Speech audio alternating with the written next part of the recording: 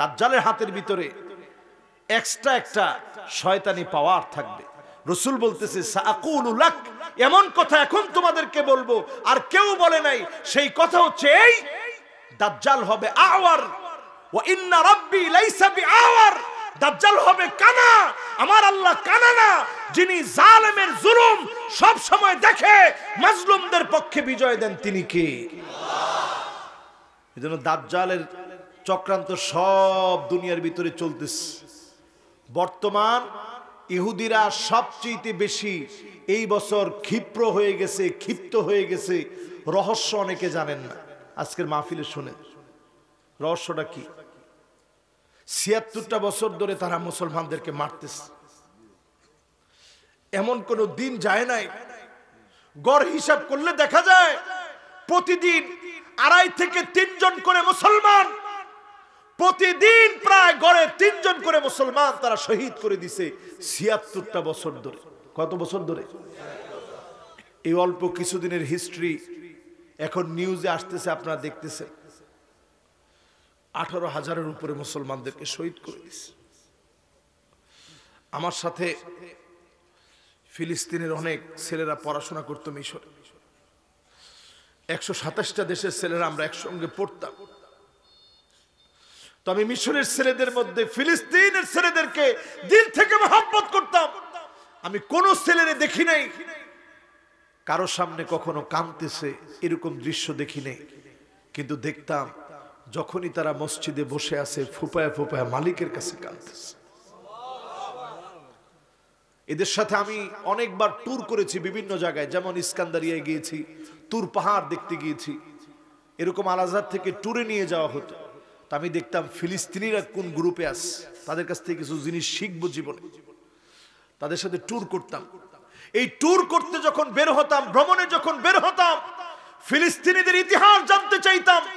অনেক ছেলেদেরকে আমি পেয়েছি যে বলছে আমার আব্বাকে জন্মের পরে আমি দেখি নাই, ছোটবেলায় মাকে পেয়েছি, কেমন চেহারা বলতে পারি না, আত্মীয় স্বজনকে কিছুই জানি না, শুধু আল আজহার বিশ্ববিদ্যালয়ে আসছি, একটা পৃষ্ঠার দাম আছে, একটা পৃষ্ঠা দিয়ে লেখা যায়, কিন্তু আমার কাছে আল আজহারের সার্টিফিকেট একটা পৃষ্ঠার সমান দাম নাই, কারণ এমন দেশের নাগরিক আমি যেই দেশে সার্টিফিকেট দেয়া কিছু হবে না।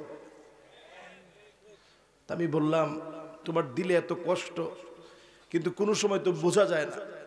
তারা একটা জবাব দিত, মুমিন কখনো মালিকের সিদ্ধান্তে রাগ করতে পারে না, মুমিন সব সময় মালিকের সিদ্ধান্ত মাথা পেতে মেনে নিবে, এটার নামই হচ্ছে মুসলিম। জোরে কোন আল্লাহু আকবার।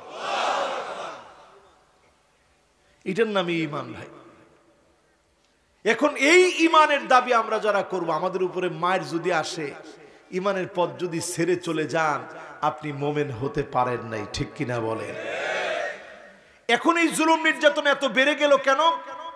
রেড হফার, আমার দিকে তাকায় কথাগুলো শুনেন।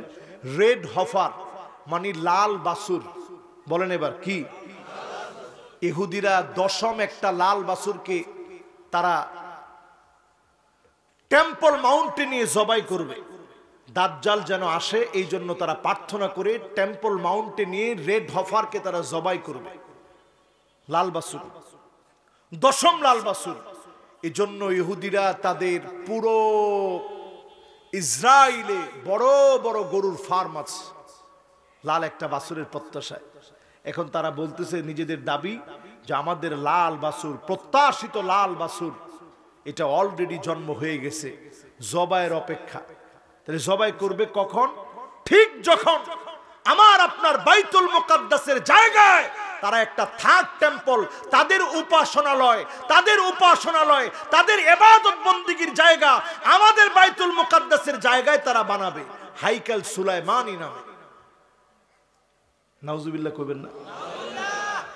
এবার চিন্তা করেন, যে মুসলমানটা নামাজ পড়ে না, রোজা রাখে না, পর্দা করে না, কিছু মানে না, সেও যদি শুনে আমার বাইতুল মুকাদ্দাসের ইট ইহুদিরা উল্টায় ফেলেছে, কসম আল্লাহর, তোমার পেপসি, তোমার ক্যান কিনলে, তোমার 7 আপ, তোমার একোফিনা সবগুলা ফেলে দিবে ডাস্টবিনের ভিতরে, বাথরুমের ভিতরে নিক্ষেপ করবে, টাকা দিয়ে কিনে ফেলে দিবে, কুকুরকে খাওয়াবে, তারপরও মুসলমান তার গলা দিয়ে নামাবে না, ঠিক কিনা বলে? যদি মুসলমান হয়ে থাকে। এখনই তো তারা আমাদের দেশে অফারের পরে অফার দিচ্ছে, কারণ কি? মুসলমান বয়কট শুরু করেছে। আর সতর্ক হন, প্রত্যেক মসজিদের ইমামদেরকে বলবো, আপনারা জুমার খুতবায় সতর্ক করে দিন, নিজের পকেটের টাকা দিয়ে তাদের পণ্যগুলোকে আইডেন্টিফাই করিয়ে জাতির সামনে পরিচিত করে দেন, যাতে করে আমার দেশ মুসলমানদের দেশ, এদেশ থেকে চূড়ান্তভাবে তাদেরকে বয়কট করা যায়। ঠিক কিনা বলে? আমার জাতি ইহুদিরা ওই রেড হফা লাল বাছুরটাকে জবাই করবে মাউন্ট টেম্পলের উপরে, যখন আমার বাইতুল মুকাদ্দাস ধ্বংস হয়েছে। আল্লাহর নবী 16 কিংবা 17 মাস যেই দিকে ফিরে নামাজ পড়লেন, সেই বাইতুল মুকাদ্দাস তারা ধ্বংস করবে। তারা এত বলদ না, তারা ধাক্কা দিয়ে বাইতুল মুকাদ্দাস ধ্বংস করে ফেলবে না। রসুলের দেহ চুরি করার জন্য যেভাবে সুড়ঙ্গ করছিল, এইভাবে তারা সুড়ঙ্গ তৈরি করে তারা চাচ্ছে সুড়ঙ্গ বানায়া বাইতুল মুকাদ্দাস পর্যন্ত পৌঁছে বাইতুল মুকাদ্দাস ধ্বংস করবে। এখন তারা টের পেয়েছে, হামাস এটা টের পেয়ে গেছে, সুড়ঙ্গ তৈরিতে হামাস তাদের চাইতে এক্সপার্ট হয়ে গেছে। কাজী এই প্রক্রিয়ায় আমরা যদি দেরি করতে থাকি, 80 বছরের বেশি এই পৃথিবীতে কোনো ইহুদি রাষ্ট্র স্টে করতে পারে নাই, আমরাও স্টে করতে পারবো না। এখনই হামাসের হাত ভেঙে দিতে হবে। এই জন্য তারা হামাসের বিরুদ্ধে দাঁড়িয়েছে। আজ বড় আফসোস, মুসলমানের কিছু নামদারি শায়েখ যারা মুসলমানের পরিচয় দিয়ে নামদারি শায়েখ সেজে ইহুদিদের পক্ষে কথা বলে। ঠিক কিনা বলে? মুসলমান তারা এখন চিন্তা করছে, তাইলে এখন চেষ্টা আর চিন্তা একটু মিল করতে হবে, সিস্টেম পাল্টাতে হবে। ইহুদিরা সিস্টেম পাল্টাতে বড় পটু, আর তাদের একটা নিয়ম হচ্ছে, একটা মিথ্যা 70 বার বললে এটা সত্যের মতো হয়ে যায়। এই জন্য তারা মিথ্যা কথা বলতে কোনো দ্বিধাবোধ করে না। এই জন্য তারা প্রতিনিয়ত তারা চেষ্টা চালিয়ে যাচ্ছে কি করে নতুন একটা বিপদ এই পৃথিবীর মধ্যে ঘটানো যায়। তারা চাচ্ছে ঠিক যেখানে বাইতুল মুকাদ্দাস, তার নিচে টেকটনিক প্লেট সরিয়ে দিয়ে একটা কম্পন সৃষ্টি করে, কৃত্রিম একটা ভূমিকম্প সৃষ্টি করে বাইতুল মুকাদ্দাসকে দশায় দিয়া ওই জায়গায় তারা থার্ড টেম্পল বানায়া তাদের মাউন্ট টেম্পলের উপরে ওই রেড হফারকে তারা জবাই করবে। এরপরই তারা মনে করতেছে তাদের প্রতীক্ষিত সেই মাসিহুদ দাজ্জাল, তাদের সাহায্যকারী আসবে। কিন্তু আসলে দাজ্জাল ঠিকই আসবে, মুসলমানের সাথে বিজয় অর্জন করতে পারবে না। এই পৃথিবী 40টা বছর আবার খেলাফত আসবে, এমন কোন ঘর থাকবে না যেই ঘরের ভিতরে কালেমার পতাকা উড়বে না, পতপত করে উড়বে, কোন জালেম আটকায় দিতে পারবে না।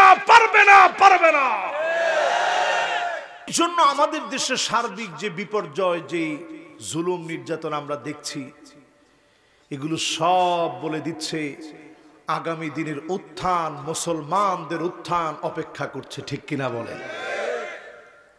আমি কি আপনাদেরকে বুঝাইতে পারতেছি ভাই? এরপরে আমার ভাইরা, দুর্দিন তো শেষ হয় নাই। 12টা বছর সিরিয়া মার খেয়েছে, পিঠ দেওয়ালে ঠেকে গেছে মুসলমানদের। ইয়ামেন জ্বলতেছে, সোমালিয়ায় ক্ষুধার যন্ত্রণায় মুসলমান কথা বলতে পারে না। সুদানের এক অংশে মুসলমানরা মাজলুম, বার্মায় মুসলমান মাজলুম। আফ্রিকার এমন অনেক দেশ আছে যে দেশগুলোর নাম জানেন না, গোপনে গোপনে মুসলমানদেরকে মারতেছে, যেগুলোর কোনো ভিডিও পর্যন্ত আমাদের কাছে নেই। যখনই এই থার্ড টেম্পল তারা তৈরি করতে যাবে, বাইতুল মুকাদ্দাসকে যখনই তারা নড়বড় করে চেষ্টা করবে, সারা দুনিয়ার ভিতরে একটা মালহামা, একটা যুদ্ধ শুরু হয়ে যাবে।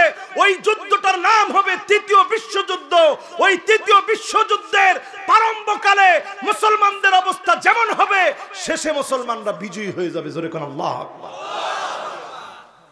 এই শেষাংশে এসে ইমাম মাহদী আলাইহিস সালাম নেতৃত্ব দিবে, ফিলিস্তিন বিজয়ী হবে ইনশাআল্লাহ। জোরে সোরে পড়েন, জোরে সোরে পড়েন ইনশাআল্লাহ।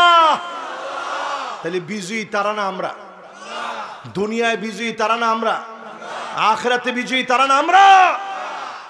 কিন্তু আজকে দুঃখজনক সত্য, মুসলমান ঘরে ঘরে ইহুদিদের সব স্বভাব আচার আচরণ অনুষ্ঠান কৃষ্টি কালচার ঢুকে গেছে। মিউজিক বাজে না কার কার ঘরে? একটু হাত তুলেন তো দেখি। মাশাআল্লাহ, অনেক আল্লাহ ওয়ালা বুজুর্গানে দিন হাত তুলছেন। এবার যদি জিজ্ঞাসা করি আপনাদের পোলাপান ইউটিউব চালায়নি? হ্যাঁ, এই ইউটিউবের ভিতরে মিউজিক আছে না নাই? আল্লাহর হাবিবের হাদিস শোনায় এই মাহফিলের ইতি টানতে চাচ্ছি, রাত অনেক হয়ে গেছে। 11 বছরের সাহাবী, ঘর নাই বাড়ি নাই, এতিম মানুষ, মসজিদ নববীতে আহলে সুফার অধিবাসী সাহাবী, রিয়াদুল জান্নায় যারা গিয়েছেন পাশেই তিনি থাকেন। এমন একজন সাহাবী, মাত্র 11 বছর বয়স, আল্লাহর নবীর দরজার সামনে দাঁড়ায় থাকেন, নবীজির জন্য একটু খেদমত করে দিবেন। সেই যুগের পানিগুলা তো সহজ ছিল না, দূর থেকে আনা লাগতো। আল্লাহর নবীর জন্য পানি নিয়ে আসবেন। রবিয়া নবীজির জন্য পানি এনে দিতেন, অজুর পানি। অজুর পানি যখন একদিন এনে দিলেন, আল্লাহর নবী বললেন, রবিয়া রে কিছু একটা চাও, চাওয়া মাত্র আমি তোমারে দেব। বলেন আল্লাহু আকবার। সাহাবীর কিছুই নাই, বলতে পারতো নবী একটা ঘর করে দেন, কিন্তু কিছুই চান নাই। শুধু আল্লাহর কাছে বললেন, মুরাফাকাতুকা ফিল জান্নাহ। নবী আর কিছু চাই না, আল্লাহর জান্নাতে আপনার সঙ্গে থাকবো, একসঙ্গে থাকার জন্য দোয়া করে দেন। জোরে কোন আল্লাহু আকবার। আর আমাদের 11 বছরের ফুলামানটা যদি কইতাম কিছু একটা আমার কাছে চাও, কইতো হুজুর আপনার মোবাইলটা দিয়া দেন। ঠিক কিনা বলেন? আল্লাহর নবী বললেন, চাও, নগদ কিছু একটা চাও। বলছে, না নবী, নগদ কিচ্ছু লাগবে না, মুরাফাকাতুকা ফিল জান্নাহ, একসঙ্গে জান্নাতে থাকবো, এরকম একটা দোয়া করে দেন। জোরে কোন আল্লাহু আকবার। সঙ্গে সঙ্গে আল্লাহর নবী বললেন, ফাইন্নি আলা নাফসিকা বিকাসরাতিস সুজুদ। অধিক পরিমাণে সিজদা দিয়ে আমি নবীকে সহযোগিতা করো। তার মানে রাত্রি বেলায় 2 রাকাত পড়লে 2 রাকাত, 4 রাকাত পড়লে 4 রাকাত, 6 রাকাত পড়লে 6 রাকাত, 8 রাকাত পড়লে 8 রাকাত তাহাজ্জুদের নামাজ পড়েন। নবীর সঙ্গে আপনার জায়গা বানায়া কবরটাকে যিনি নূরানি বানায়া জান্নাতের নিয়ামত পৌঁছায় দিবেন, তিনি কে? 1 নাম্বার শেষ। 2 নাম্বার, আমলটা নিয়ে যাবেন বাড়িতে, আগামী নির্বাচনের হাতিয়ার এটা। পরের হাদিসটা শুনেন, রাসূলুল্লাহর হাদিস। আল্লাহর নবী বললেন, আকসারুহুম আলাইয়া সালাহ।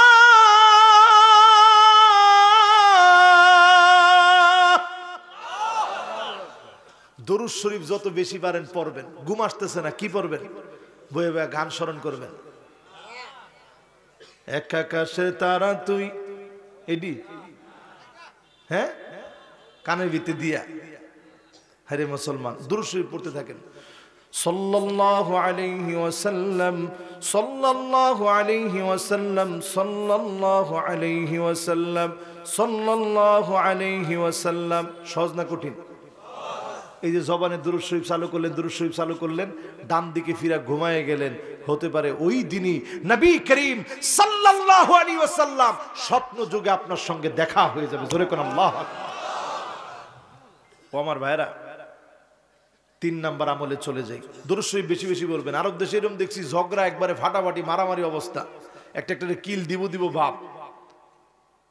তৃতীয় পক্ষ একজন এসে কয়, সাল্লু আলান নবী, নবীজির নামে একটু দুরূদ পড়স না। সাথে সাথে কয় সাল্লাল্লাহু আলাইহি ওয়াসাল্লাম। সাথে সাথে ঝগড়া মাটি হয়ে গেছে, একজন আরেকজনের বুকে জড়ায় ফেলছে। এখন থেকে দরুদ শরীফ পড়বেন, রাজি আছেন ইনশাআল্লাহ? আল্লাহর নবী বলেন, দরুদ শরীফ যে পড়বে, আকসারুহুম আলাইয়া সালাত, অধিক পরিমাণে দরুদ পড়বে যে, নবীর সঙ্গে যিনি ঘর বানায় একসঙ্গে থাকার ব্যবস্থা করে দিবেন, তিনি কে? এবার 3 নম্বরে আসেন। 3 নম্বরে হুব্বুন নবী, নবীর মহব্বত, নবীর ভালোবাসা।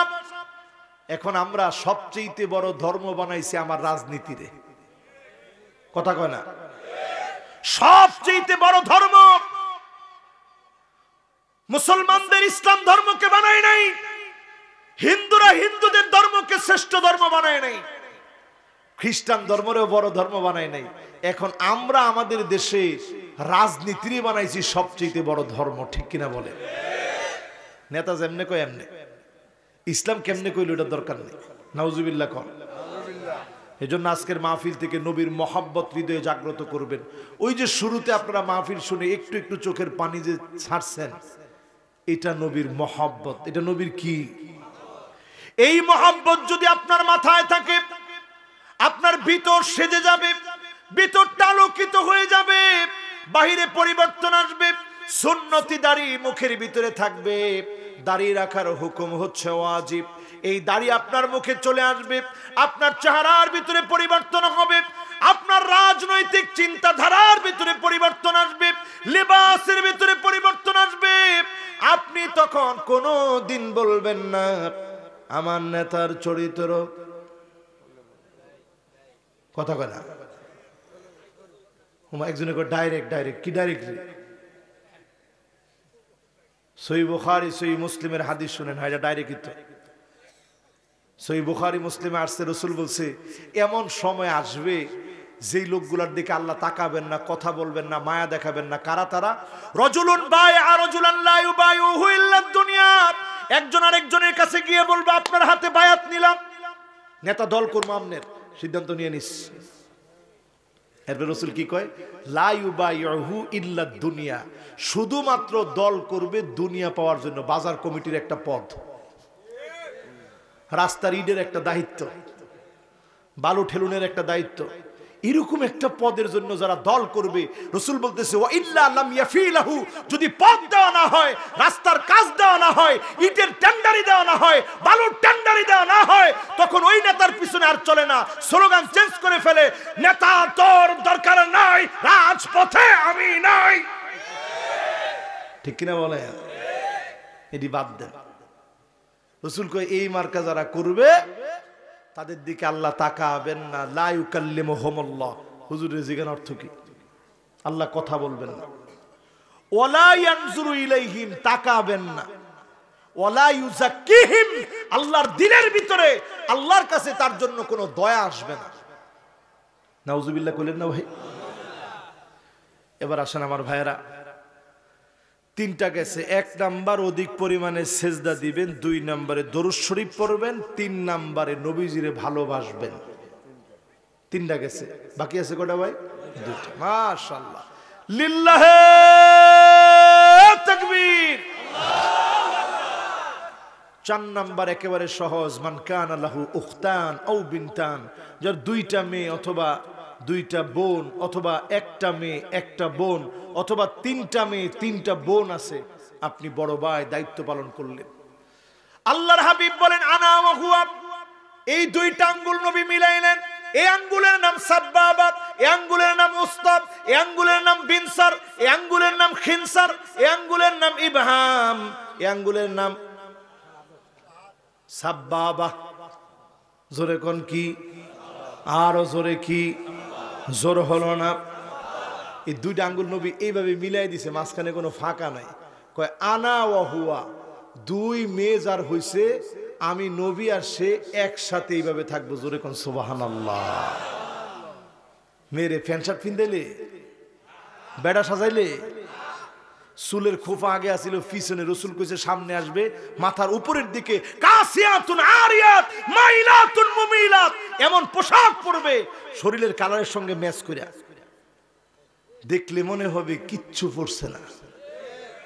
এগুলো আসছে না এখন? নামিসা ওয়াল মুতানাম্মিসা, বুড়ো প্লাক করবে। মহিলারা কইবে এতক্ষণ তো ঠিকই ছিল, হঠাৎ করে হুজুরের হইলটা কি? বুড়ো প্লাক এখন আমাদের এলাকাত নাই নাকি? আছে। এরপরে দেখবেন মুতাফাল্লিজাত, দাঁতরে কাটটা চিকন করে, লম্বা করে, এই করে সেই করে, কয়দিন পরে দাঁতই নেই। হ্যাঁ, অধিকাংশ মহিলা দেখবেন এখন ডেন্টিস্টরে দেখান লাগে কি সামনে, কয় দাঁত লইয়া থাকতে না, হাইরে ব্যথা। কি লিয়া ব্যথা? ওই দাঁতরে কয়দিন পরে পরে জুলুম করে, এটা ঠিক থাকবো কেমনে? এরপরে দেখবেন এমন সব মহিলা বের হবে, ঠোঁটের মধ্যে তিল আসিল না, একটা তিল দিয়ে আনছে, এটার নাম হচ্ছে ট্যাটু। এটার নাম কি? এটা হারাম। এটা কি? এই জন্য আজকের মাহফিল থেকে বলি, খবরদার, আপনার মেয়েকে প্যান্ট শার্ট পরতে দিবেন না। ওয়েস্টার্ন কালচার আপনার মেয়ের জন্য না। আপনার মেয়েকে যদি মানুষের মতো মানুষ বানান, আপনি ভাই, আপনার দায়িত্ব আছে, আপনি বাপ, আপনার দায়িত্ব আছে, আপনি স্বামী, আপনার দায়িত্ব আছে, আপনার নিজের মা, আপনারও দায়িত্ব আছে। সবাই মিলে যদি দায়িত্ব পালন করি, এই সমাজের মা গুলা যদি ভালো হয়, সমাজটাকে যিনি ভালো বানায় দিবেন তিনি কে? 4 নাম্বার শেষ, এবার 5ম নাম্বারে যেতে চাই।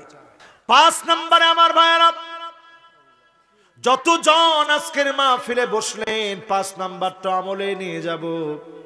এতিমদের মাথায় হাত বোলায় দেবেন, এতিমদেরকে আদর করবেন। আল্লাহর নবী এতিম ছিলেন। কেমন এতিম ছিলেন? চাচা নবীজিরে রেখে চলে যাচ্ছে। আল্লাহর নবী চাচার হাত ধরে বলতেছে, চাচা রে কই চলে যাচ্ছেন? চাচা বলতেছে, সিরিয়া যাব ব্যবসা করতে। কোথায়? ইলা মান তাকিলুনি, কার কাছে রেখে চলে যাচ্ছেন? আমার তো কেউ নাই, মা নাই, বাপ নাই, দাদা নাই, কেউ নাই, কার কাছে রেখে চলে যাচ্ছেন? আবু তালিবের বড় মায়া লেগে গেছে। আল্লাহর নবী কি বললেন, লা আতরুকুকা আবাদা, ভাতিজারে জীবনে কোনদিন আর তোমাকে রেখে যাব না, সঙ্গে নিয়ে যাব। আল্লাহর নবীকে আদর করে সঙ্গে নিয়ে গেলেন।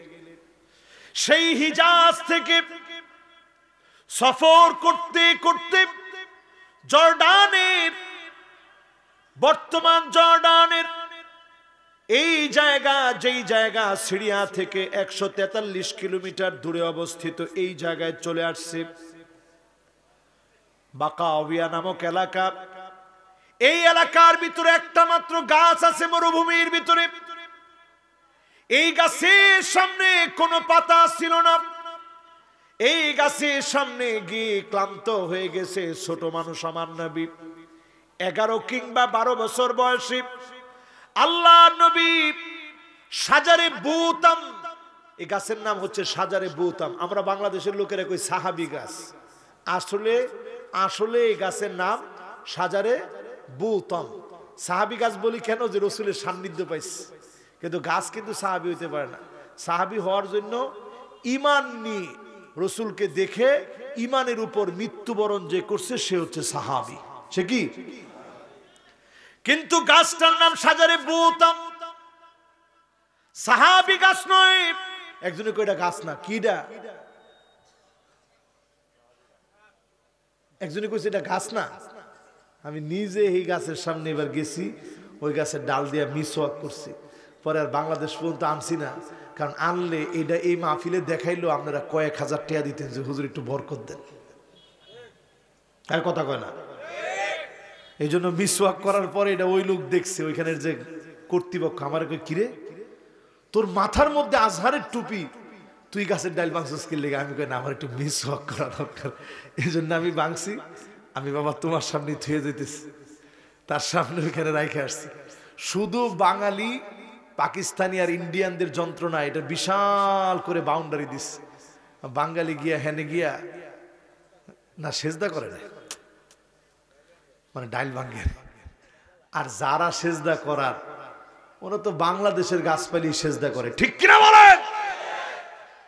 ওই গাছের সামনে নবী করিম সাল্লাল্লাহু আলাইহি ওয়াসাল্লাম গেলেন।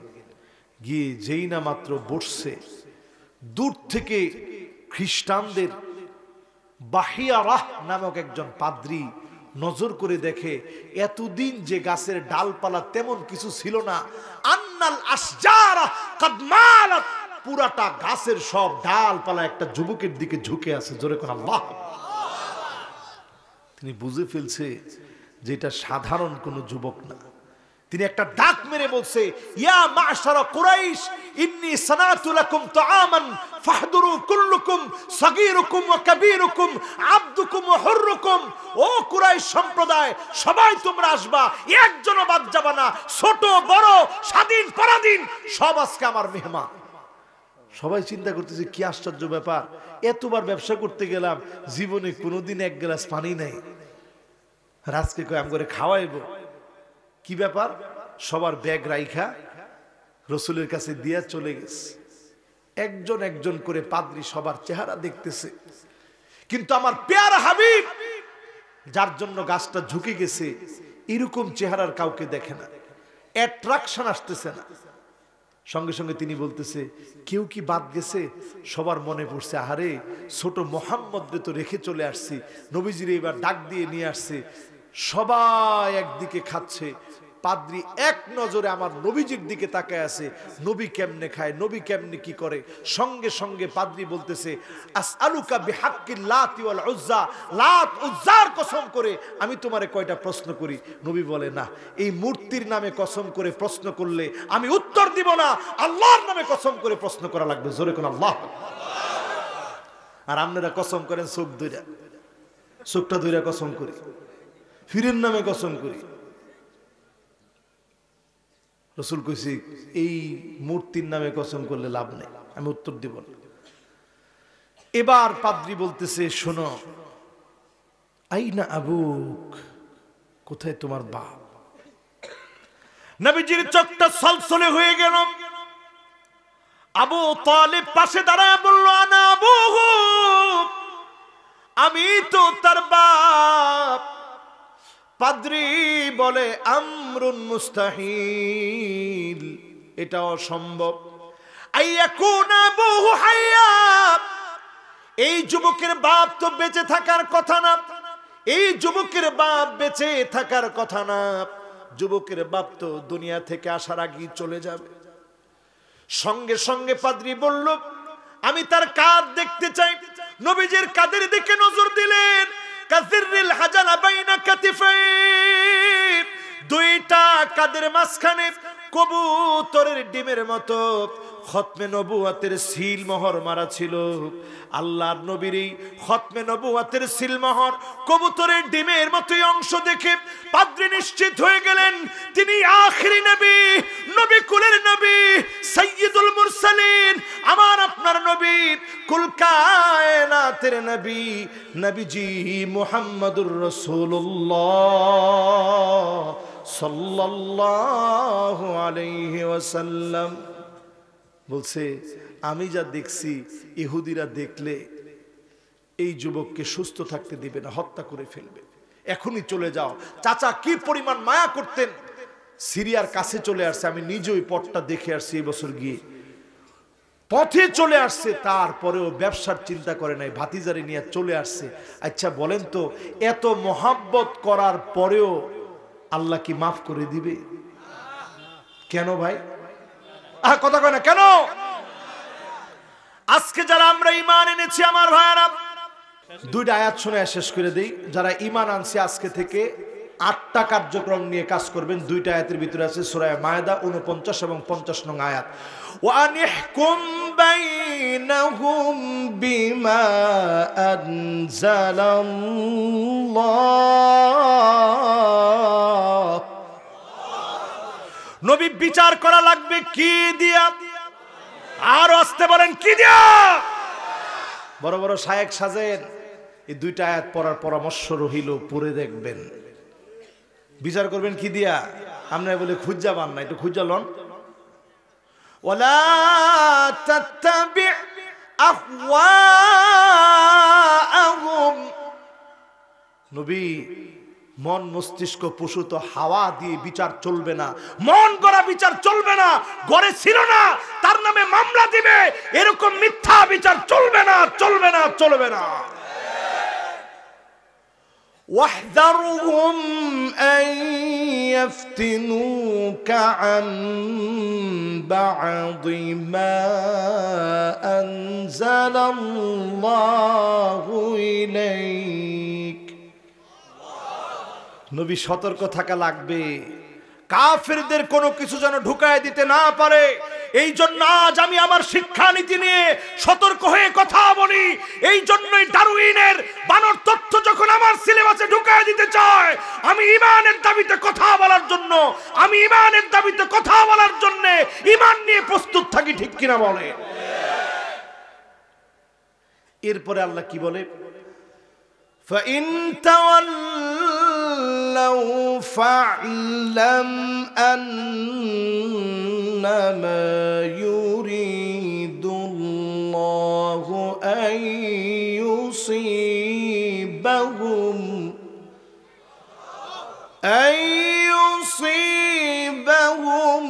ببعض ذنوبهم। নবী যদি ঘাটটা ঘুরায় নেয়, তারা কোরআনের দিকে না আসে, আপনি জেনে রাখেন অচিরেই আমি আল্লাহ তাদেরকে খপ করে ধরবো কিছু কিছু আযাব দিয়ে।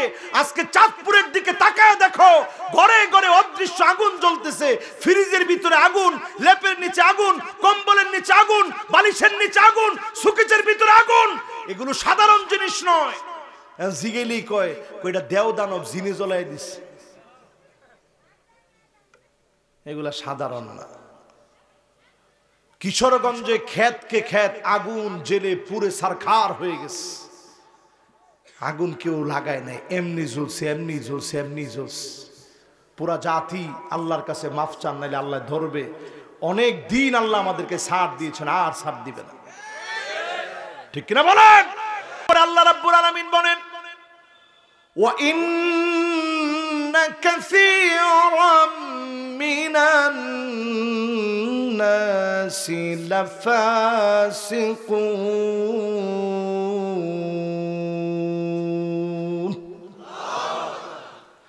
অবশ্যই নিশ্চয়ই অধিকাংশ মানুষ ফাসিক। বলবে এক, করবে আরেক, প্রকাশ্যে বুক ফুলায়া নামাজের বিরোধিতা করবে, ইসলাম প্রতিষ্ঠার বিরোধিতা করবে। এরা হচ্ছে ফাসিক। এরা কোনোদিন আমার আপনার হিতাকাঙ্ক্ষী হতে পারে, কোরআনের বন্ধু হতে পারে। এরপর আল্লাহ রাব্বুল আলামিন বলেন, 6 নম্বরে চলে আসছি, শেষ আর 2টা আছে। أفحكم الجاهلية يبغون।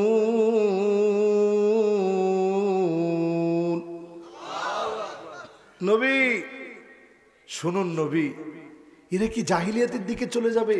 আজকে আমি তাকায় দেখি, জাহিলিয়াত মানে আমাবস্যার অন্ধকার রাতে বিচার করার নাম জাহিলিয়াতের বিচার না। জাহিলিয়াতের বিচার হলো যেই লোকটা ঘরে ছিল না, অদৃশ্য গায়বী মামলা হামলা করে ওই লোকটাকে পঙ্গু করে দেওয়ার নাম হচ্ছে জাহিলিয়াতের বিচার, ঠিক কিনা বলে? এরপরে আল্লাহ কি বলে একটু শুনেন, ومن أحسن من الله حكما। আল্লাহর হুকুমের চাইতে সুন্দর আর কোন হুকুম হতে পারে না। এই মুসলমানরা আমরা এই জায়গাটায় বুঝি নেই।